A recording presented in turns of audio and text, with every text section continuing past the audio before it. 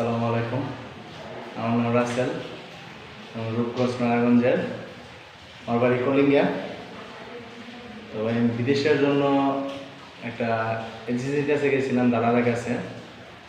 তো তার কাছে আমি প্রথম পাসপোর্ট জমা দিছি। তারপরে সে আমার কাছ থেকে মেডিকেলের জন্য 7,000 টাকা নিছে, মেডিকেল করাইছি। তারপর কিছুদিন পরে সে আমার ভিসা আনছে, ভিসা এনে আমার সে 50,000 টাকা নিছে। তার আবার কিছুদিন পর সে আমাকে বলল যে আপনাদের বিদেশ পাঠাবো, আপনাদের টিকিট কাটবো, আপনারা কিছু টাকা পয়সা দেন। তখন সেই ক্ষেত্রে আবার টাকা দিয়েছি ওনাকে আমি 1,00,000। তারপর ওনার সাথে কন্ট্যাক্ট ছিল যে টোটালি আমার কাগজপত্র দেওয়ার পরে ওনাকে আমি আপনার পুরো 3.5 লক্ষ টাকা দেব। কন্ট্যাক্ট ছিল ওনার সাথে।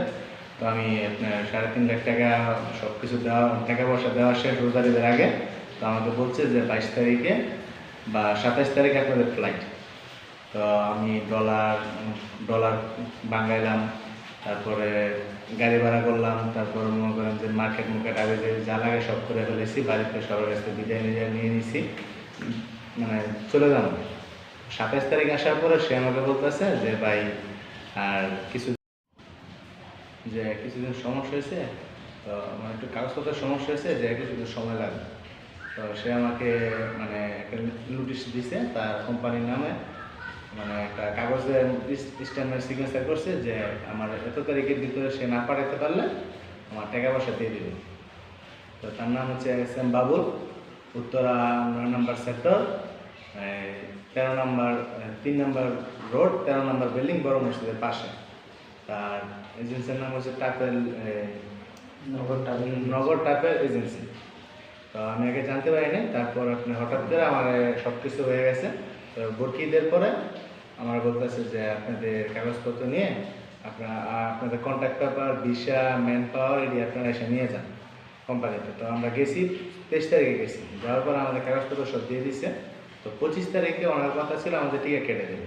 তো 25 তারিখে যাওয়ার পর অফিসে সে আমাকে একটা নোটিশ ধরাই দিল। নোটিশ ধরাই দিয়ে বলতেছে যে আপনার এই অফিসে নোটিশ ধরাই দিয়ে বলতেছে যে এই অফিসে আমার যাওয়ার